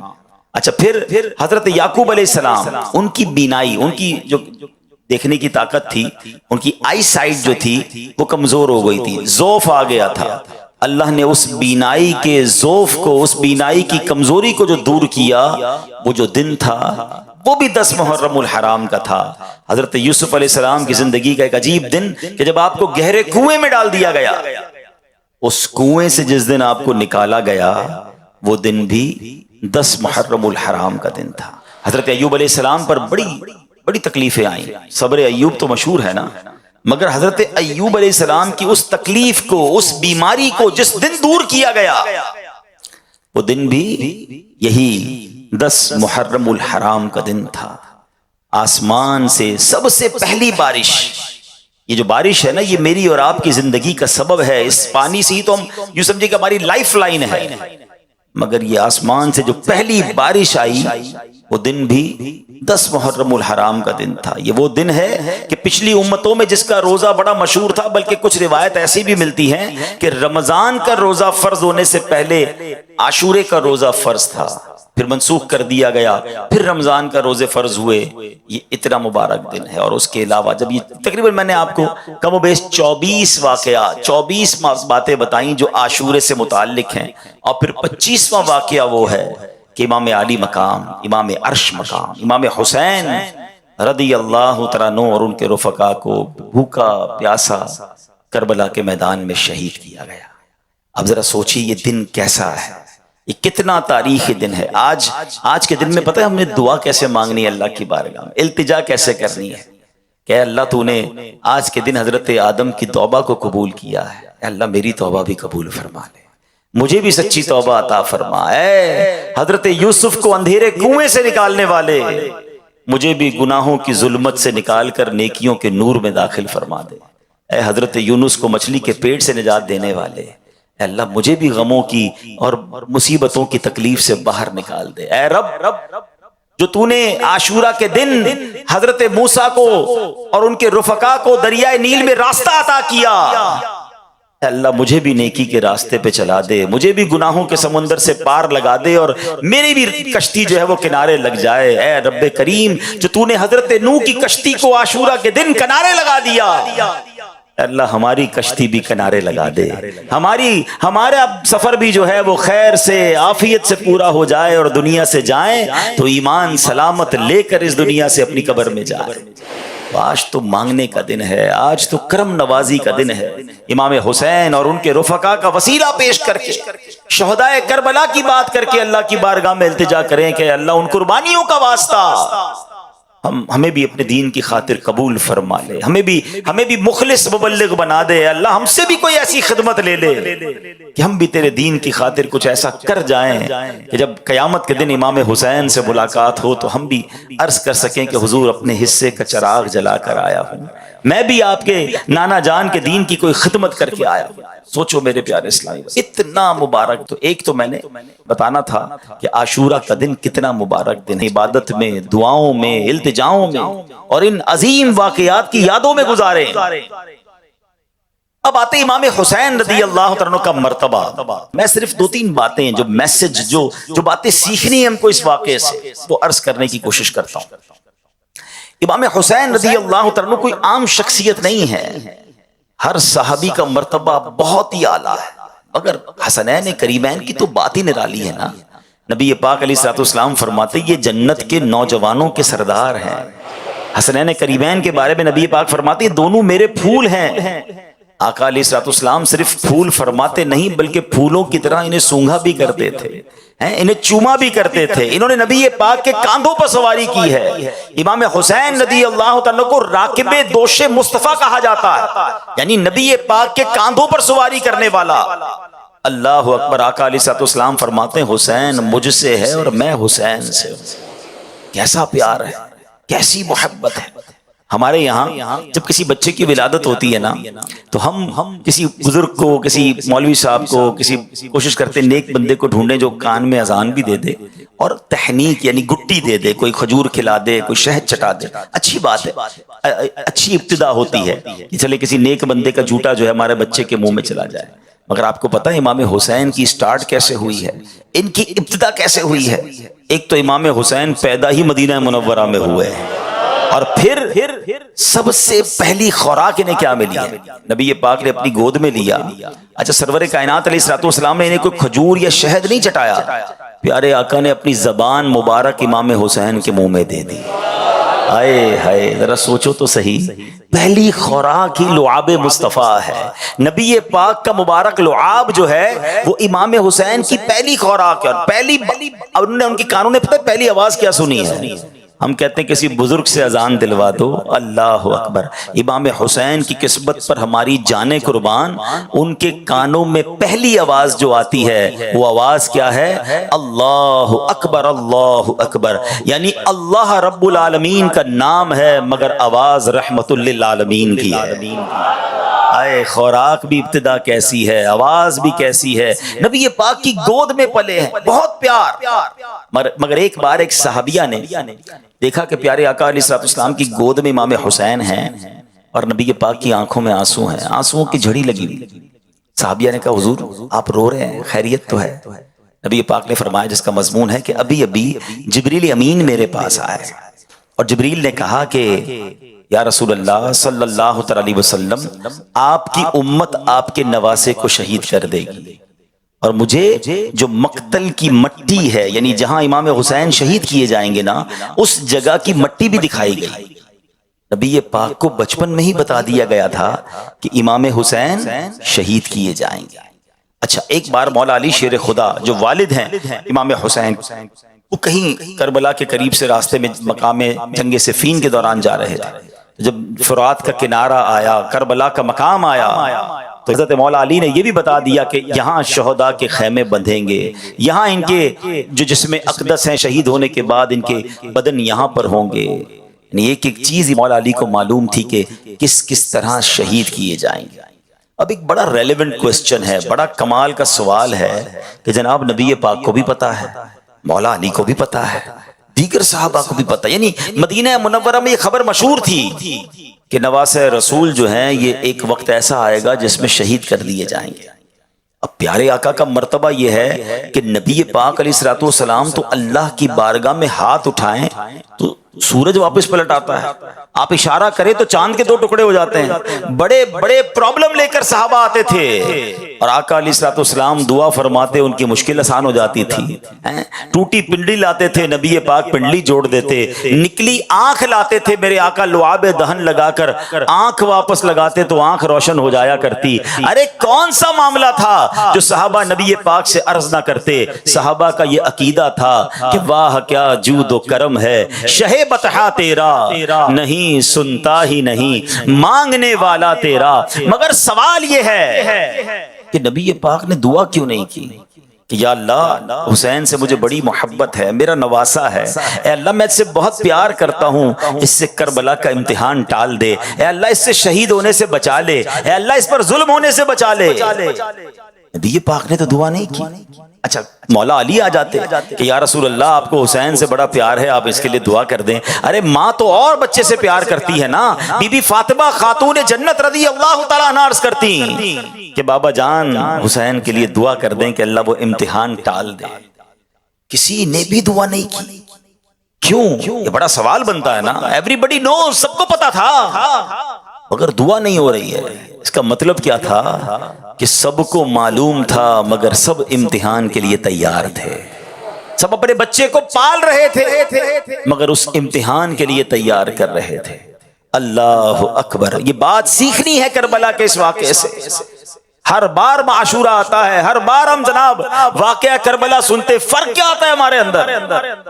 آج یہ میسج لے کر جاؤ کہ زباں پر شکوے رنجو علم لایا نہیں کرتے، زباں پر شکوے رنجو علم لایا نہیں کرتے، نبی کے نام لیوا غم سے گھبرایا نہیں کرتے۔ مشکلیں آئیں گی، پریشانیاں آئیں گی، زندگی کی جو گاڑی ہے نا وہ مسائل کے پہیوں پہ چلتی ہے۔ ہاں بیماریاں بھی آئیں گی، قرضہ بھی آ جائے گا، اور یہ بات ایسا نہیں کہ میں کہہ رہا ہوں، یہ تو قرآن نے اناؤنسمنٹ کیا ہوا ہے۔ ہمارا ایک اور پرابلم ہے نا، ہم قرآن پڑھتے نہیں ہیں، اور پڑھیں تو سمجھتے نہیں ہیں، ورنہ قرآن پاک نے تو واضح اعلان کیا گیا ہے۔ کیا فرمایا قرآن نے؟ وَلَنَبْلُوَنَّكُمْ بِشَيْءٍ مِّنَ الْخَوْفِ وَالْجُوعِ وَنَقْصٍ مِّنَ الْأَمْوَالِ وَالْأَنفُسِ وَالثَّمَرَاتِ وَبَشِّرِ الصَّابِرِينَ الذين اذا اصابتهم مصيبه قالوا انا لله وانا اليه راجعون۔ قرآن نے تو پہلے سے لسٹ بھی دے دی ہے، وَلَنَبْلُوَنَّكُمْ، ہم ان قریب تمہیں آزمائیں گے۔ کن کن چیزوں سے وہ لسٹ بھی دے دی، من الخوف والجوع، خوف، تمہیں خوف آئے گا، دشمنیاں ہو جاتی ہیں نا، بعض اوقات ڈر لگ رہا ہوتا ہے، خوف بھی آئے گا، جوع، بھوک آئے گی، تنگی ہو جائے گی۔ آج کل کئی لوگ کہتے ہیں مہنگائی ہے، پورا نہیں ہو رہا، کھانا پراپر نہیں مل رہا، یہ آزمائش قرآن نے پہلے بتایا آئے گی۔ پھر فرمایا کہ تمہارے مال کم ہوں گے، تمہارے جسموں میں پرابلم آئے گی، بیماریاں آئیں گی، تمہارے پھل خراب ہو جائیں گے۔ مگر ان چیزوں سے جو نکل گیا، جو صبر کرے گا، وبشر الصابرین، خوشخبری ہے صبر والوں کے لیے، الذین اذا اصابتهم مصیبہ، جب مصیبت پہ گرفتار ہوتے ہیں تو کیا کہتے ہیں؟ قالوا انا للہ وانا الیہ راجعون، ہم اللہ ہی کا مال ہیں، اللہ ہی کی طرف لوٹنا ہے۔ تو یہ ہے صبر والوں کا کام۔ تو اے میرے پیارے اسلامی بھائیوں، امام حسین کی شہادت کی خبر سب کو معلوم تھی، اگر کسی نے اس سے ڈینائی نہیں کیا، امتحان کے لیے تیار ہوئے۔ آج ہم پر چھوٹا سا امتحان آ جائے، کوئی بیماری آ جائے، سر میں درد پورے علاقے کو پتا ہے، پیٹ میں درد پورے محلے کو پتا ہے، تھوڑا سا نقصان ہو گیا پوری مارکیٹ کو پتا ہے، سب کو بتانا ہے۔ اچھا ایک تو بتانا نہیں ہے، بعض اوقات تو انداز بھی بڑا عجیب و غریب، کمپلین والا، پتہ نہیں کیا ہو گیا ہے، میری مشکلیں ختم ہی نہیں ہوتی ہیں، میرا قصور کیا ہے مجھے پتا نہیں۔ ارے سراپا قصور ہو کر ہم کہتے ہیں کہ قصور پتا نہیں، صبر کدھر گیا؟ کیا معاذ اللہ کربلا والوں کا کوئی قصور تھا؟ ارے اللہ والے آزمائے جاتے ہیں، ہمیں تو تیار ہو جانا چاہیے کہ ریڈی ہو جاؤ، امتحان آ گیا ہے اور اب مجھے فیل نہیں ہونا ہے، مجھے پاس ہونا ہے۔ اچھا باتیں تو ہم سارے ہی کرتے ہیں صبر کی، کچھ لوگ ہوتے ہیں پورے علاقے کو پورے شہر کو بتا دیا اور اب کہتے ہیں بس بھائی کیا کروں، اب تو صبر ہی کر رہا ہوں۔ اب آپ صبر نہیں کر رہے، آپ نے بے صبری کر دی، آپ کا ثواب چلا گیا جناب۔ مزہ یہ ہے کہ میں جانوں میرا رب جانے، کسی کو پتہ بھی نہ چلے۔ صبر جمیل کی تعریف بھی یہی ہے کہ بندہ مصیبت میں ہو اور سامنے والے کو پتہ ہی نہ چلے کہ اس کو کتنا بڑا دکھ ہے، نہ چہرے سے پتہ چلے نہ انداز سے پتہ چلے۔ وہ نعت کا شعر ہے نا، کسی کا احسان کیوں اٹھائیں، کسی کو حالات کیوں بتائیں، تمہیں سے مانگیں گے تم ہی دو گے، تمہارے در سے ہی لو لگی ہے۔ تو انداز یہ ہو، کسی کو کیوں بتائیں؟ پہلا میسج جو ہے ہمیں یہ لے کر جانا ہے، نیت کریں انشاءاللہ صبر کا دامن نہیں چھوڑیں گے۔ ان اللہ مع الصابرین، اللہ کی رحمت صبر والوں کے ساتھ، صبر کرو نا، پھر دیکھو کیسے رحمت الہی ملے گی آپ۔ اچھا اب چلتے ہیں ایک اور پیغام کی طرف۔ ویسے تو بہت سارے کربلا کے میدان سے، اس پورے واقعے سے قدم قدم پر ہمارے لیے پیغام۔ جب یہ مارکا ہونے لگا تھا، امام حسین کربلا کے قریب پہنچ گئے، تو سب سے پہلے جنہوں نے انٹرسپٹ کیا، جنہوں نے روکا، وہ تھے حضرت حر۔ 1000 گھڑ سواروں کو لے کر آئے اور آپ کو روکا۔ تو امام حسین نے کہا کہ ہمیں کیوں روک رہے ہو، ہمیں کیوں گرفتار کر رہے ہو؟ ہم تو کوفہ والوں کا لیٹر دیکھ کر ان کی ریکویسٹ پر آئے ہیں، ہمیں تو بہت سارے خط لکھے گئے، اگر آپ کہتے ہیں کہ ہماری ضرورت نہیں تو ہم واپس چلے جاتے ہیں، ہم لڑنے تو آئے نہیں۔ مگر حر کہتے ہیں کہ نہیں، مجھے ابن زیاد کی طرف سے یہ آرڈر ملا ہے کہ آپ کو چھوڑنا نہیں ہے، آپ کو گرفتار کرنا ہے۔ امام حسین فرماتے کہ ہمارا قصور کوئی نہیں، ہمیں کیوں گرفتار کر رہے ہیں؟ بہرحال باتوں باتوں میں نماز کا وقت ہو گیا۔ امام حسین رضی اللہ تعالیٰ نے فرمایا کہ ٹھیک ہے، اب نماز کا وقت ہو گیا، ہمیں نماز پڑھنے دو، تمہیں اپنی پڑھنی ہے تو اپنی پڑھ لو۔ حضرت حر کے دل میں اہل بیت سے محبت تھی، نرمی بھی تھی، کہ نہیں نماز تو ہم آپ کے پیچھے ہی پڑھیں گے۔ تو امام حسین نے امامت کرائی اور ان لوگوں نے نماز بھی امام حسین کے پیچھے پڑھی۔ لیکن ہوا یہ کہ ایک وقت ایسا آیا کہ پھر پیچھے سے لشکر اور آ گیا، بڑی ڈیٹیل ہے اس کی، اور اب بالکل 10 محرم کا جب دن آیا اور لڑائی کی تیاری ہونے لگی، امام حسین نے ایک بڑا عظیم خطبہ دیا کربلا کے میدان میں، اور آپ نے اتمام حجت فرمائی، ان لوگوں کو بہت سمجھایا کہ لوگوں دیکھو مجھے پہچانو میں کون ہوں، میں نبی پاک کا نواسا ہوں، میرے آقا علیہ الصلوۃ والسلام نے میرے فضائل بیان کیے ہیں، مجھے جنتی نوجوانوں کا سردار قرار دیا، اگر تم نے آج مجھے شہید کر دیا تو قیامت کے دن اللہ کو کیا منہ دکھاؤ گے؟ ایسا ظلم نہ کرو، میں لڑنے نہیں آیا، مجھے اگر آج بھی راستہ دے دو میں واپس چلا جاؤں گا۔ یعنی آپ نے آخری حد تک کوشش کی کہ لڑائی نہ ہو، مقابلہ نہ ہو، قتل و غارت گری نہ ہو، لیکن دلوں پر ایک ایسی لالچ طاری تھی، آنکھوں پر ایک ایسا پردہ تھا جو کسی کو بات ہی سمجھ نہیں آ رہی تھی۔ مگر حضرت حر کی کیفیت بدلنے لگی، آپ یزیدی لشکر میں تھے، آپ کے ہاتھ بھی کانپنے لگے، پیر بھی کانپنے لگے، کپ کپی طاری ہو گئی۔ حضرت حر کا ایک دوست تھا، ساتھی تھا، کہتا اے حر تمہیں کیا ہو گیا؟ تم تو بڑے سپہ سالار، بڑے جری بہادر، بڑے بڑے تم نے مقابلے کیے، آج تم یہ 72 کا لشکر سامنے دیکھ کر ڈر گئے ہو کیا؟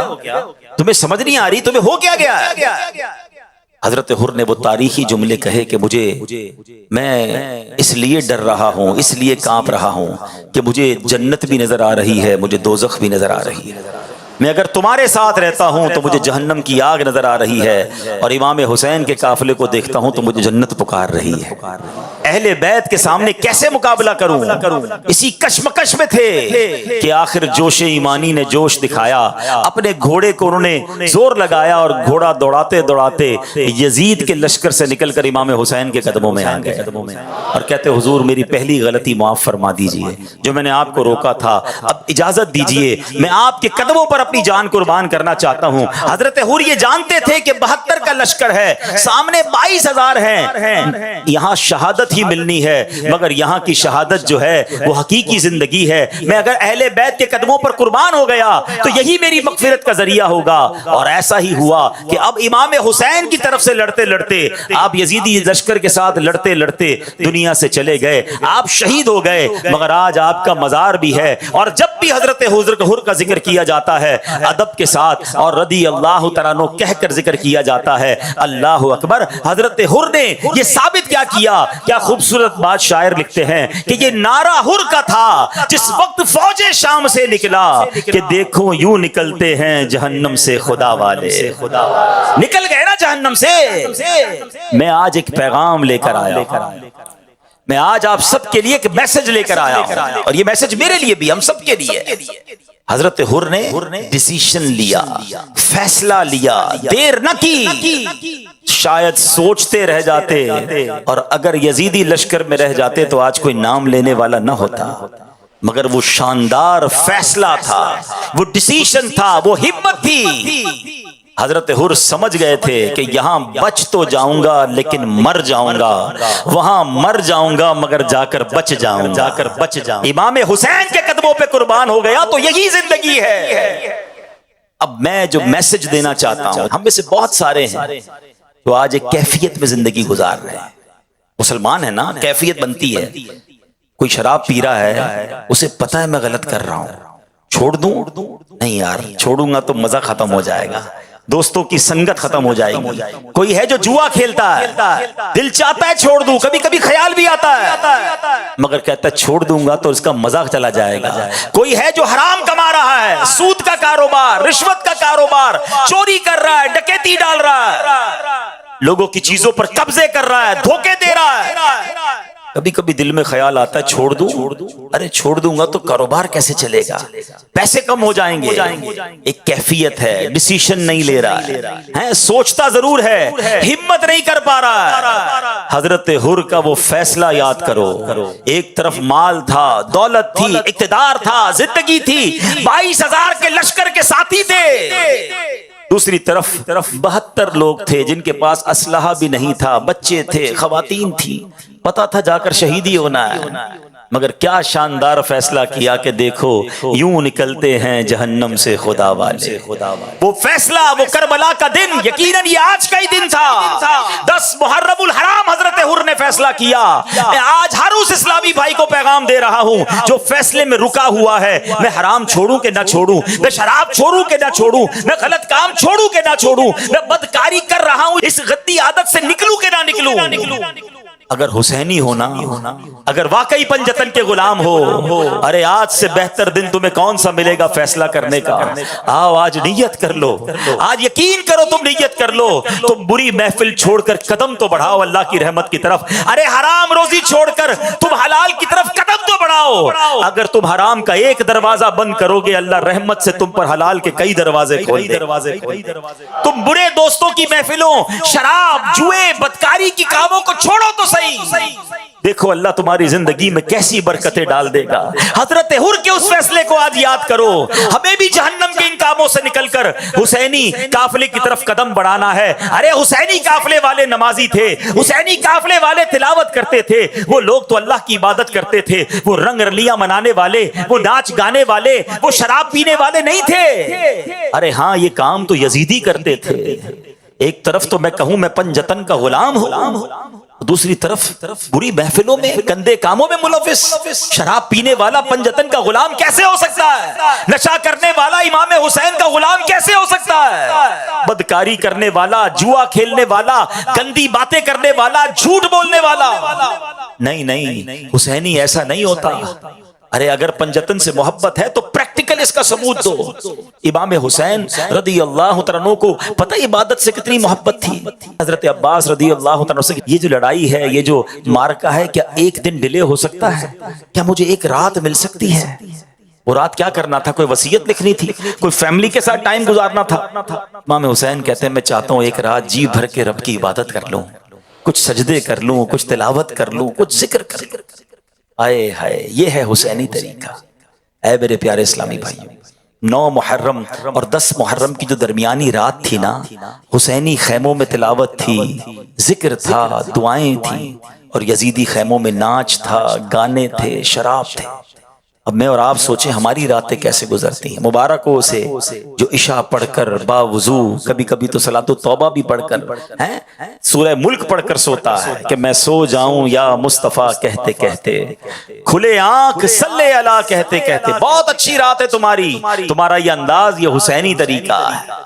مگر وہ شخص جو رات گندی چیزیں دیکھ کر، فلمیں ڈرامے دیکھ کر، معاذ اللہ شراب پی کر، بے حیا دوستوں میں بیٹھ کر، اور عشاء بھی نہیں پڑھی، سویا تو فجر بھی نہیں پڑھی، کیا یہ یزیدی طریقہ نہیں؟ آؤ میرے پیارے اسلامی بھائیوں، اگر واقعی محبت ہے نا پنجتن پاک سے، اور یہ محبت ہمارے ایمان کا تقاضا ہے، نبی پاک فرماتے ہیں اللہ کی بارگاہ میں عرض کرتے ہیں کہ یا اللہ میں ان سے محبت، حسین سے محبت کرتا ہوں، حسن سے محبت کرتا ہوں، جو ان سے محبت کرے مولا تو بھی ان سے محبت فرما۔ تو ان سے محبت تو ہمارے ایمان کا تقاضا ہے۔ تو آؤ نیت کریں، جس کی پکی سچی نیت بنتی ہو نا، پکی سچی، وہ نیت کریں، ہاتھ اٹھائے کہ انشاءاللہ آج کے بعد ہماری کوئی نماز قضا نہیں ہوگی۔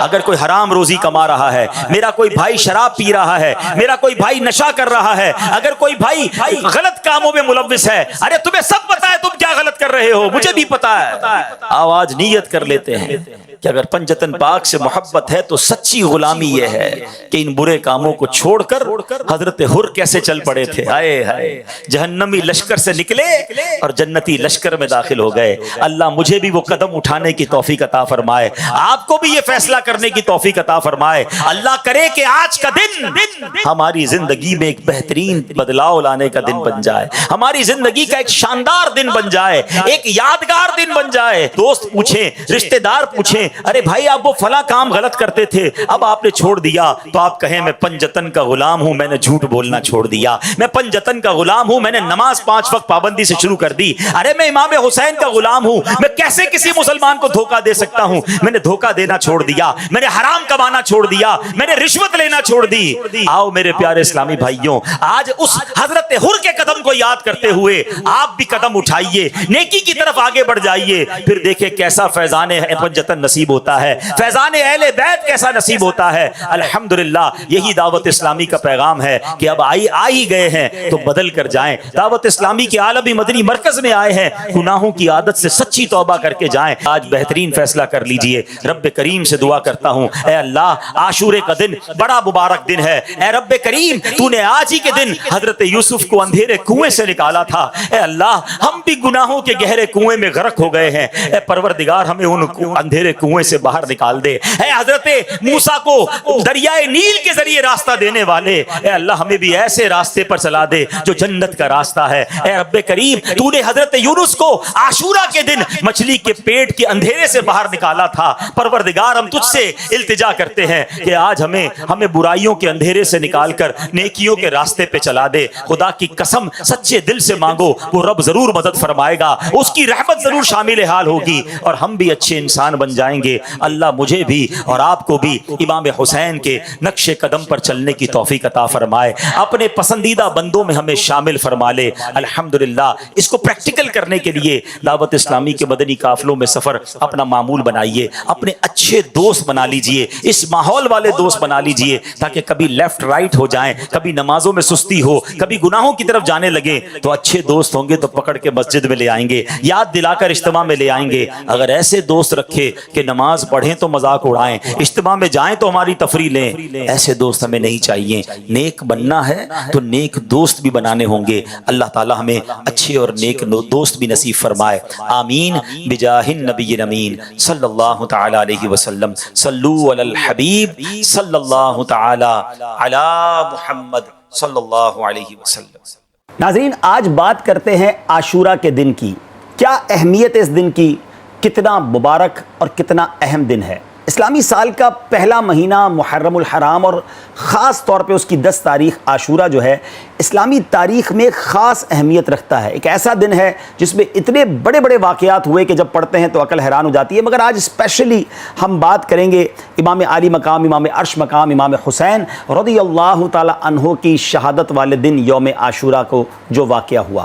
عاشورہ کے دن کے بارے میں نبی پاک علیہ الصلوۃ والسلام کا فرمان کیا ہے؟ میرے آقا علیہ الصلوۃ والسلام نے خود اس دن کا روزہ رکھا اور صحابہ کرام علیہم رضوان کو بھی اس دن روزہ رکھنے کا حکم ارشاد فرمایا۔ بلکہ اسلام سے قبل بھی لوگ اس دن کی تعظیم کرتے تھے، ادب و احترام کی وجہ سے اس دن کا روزہ رکھا کرتے تھے۔ ہمیں بھی چاہیے کہ عاشورہ کا روزہ رکھیں۔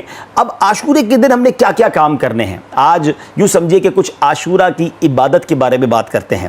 عاشورہ کا روزہ گناہوں کو مٹا دیتا ہے۔ جی ہاں، نبی پاک صلی اللہ تعالیٰ علیہ وسلم کا فرمان عالی شان ہے، اور یہ مسلم شریف کی حدیث ہے کہ مجھے اللہ پاک کے کرم سے امید ہے کہ عاشورہ کا روزہ 1 سال قبل کے گناہ مٹا دیتا ہے۔ سبحان اللہ۔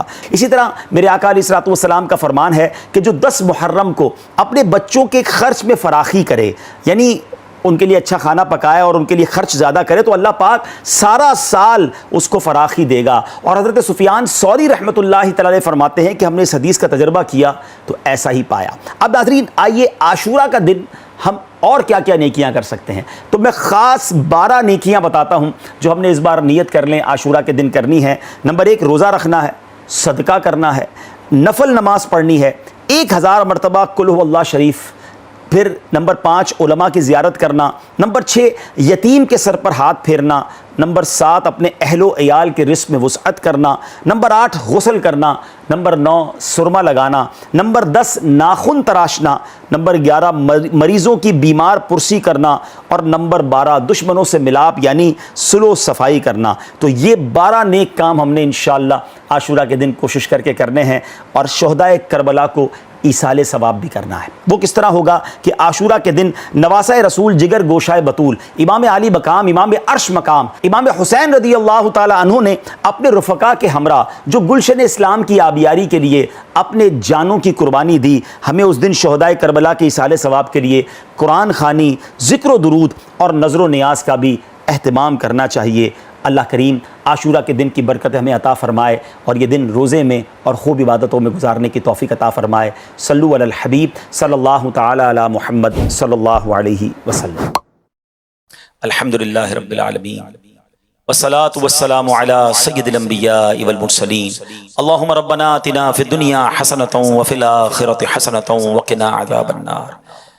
رب یسر ولا تعسر وتمم لنا بالخیر یا فتاح وبک نستعین، یا اول الاولین یا آخر الاخرین، یا ذا القوة المتین، یا راحم المساکین، یا ارحم الراحمین، ارحمنا نحن الفقراء والمساکین، ارحمنا نحن الفقراء والمساکین، یا رب البیت الطف فیما قضیت وابدل العسر یسر، یا اللہ اخرجنا یا اللہ من الظلمات الی النور۔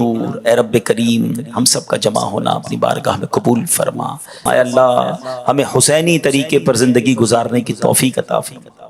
گناہوں والی زندگی سے ہم سب کی جان چھڑا دے، ہماری، ہمارے ماں باپ کی، نبی پاک علیہ الصلوۃ والسلام کی ساری امت کی بخشش فرما۔ ہمیں دعوت اسلامی کی مدنی ماحول پر استقامت نصیب فرما۔ جتنے ہاتھ اٹھے ہیں مالک، بڑے دور دور سے تیرے بندے آئے ہیں، بڑی امیدیں لیے آئے ہیں، کوئی بیمار آیا ہے، کوئی بیمار کا نمائندہ آیا ہوگا، کوئی قرضے میں ڈوبا آیا ہے، کوئی بے روزگار آیا ہے، کوئی بے اولاد آیا ہے، کوئی اولاد کی وجہ سے پریشان آیا ہے۔ اے اللہ، تجھ سے نہ کہیں تو کس سے کہیں؟ سب کی جھولیاں بھر دے، سب کی اے اللہ مرادیں پوری کر دے۔ اے اللہ، گھر لوٹنے سے پہلے ہمیں خوشخبری عطا کر دے۔ اے اللہ، ہمارے کئی مسائل تو ایسے ہیں جس کے بارے میں لوگ کہتے ہیں بڑا مشکل ہے، بہت بڑا مسئلہ ہے، یہ آسان نہیں ہے، یہ نہیں حل ہو سکتا۔ اللہ لوگ کہتے ہیں نا، ہمارا ایمان ہے انک علی کل شیء قدیر، اللہ تو جو چاہے اس پر قادر ہے۔ آج ہمیں اپنی قدرت کا نظارہ دکھا دے، اے اللہ ہماری مشکل آسان کر دے، پریشانی دور فرما دے، جس خوشخبری کا انتظار ہے وہ ہم سب کو عطا کر دے۔ اے اللہ حرمین طیبین کی بار بار حاضریاں ہمارا مقدر فرما دے، حج اور عمرے کی سعادت نصیب فرما، مدینہ منورہ کی حاضریاں نصیب فرما، بیماروں کو شفا دے دے، قرض داروں کے قرضے اتر جائیں، بے اولادوں کو نیک اور صالح اولاد دے دے۔ اے اللہ جو روٹھے ہیں ان کو منا دے، جو بچھڑے ہیں ان کو ملا دے، خوشحالی عطا کر دے، برکت عطا کر دے۔ اے اللہ حضرت یونس نے جو مچھلی کے پیٹ میں اندھیرے میں تجھے پکارا تھا، آج انہی کی ادا کو ادا کر کے ہم تجھے پکارتے ہیں۔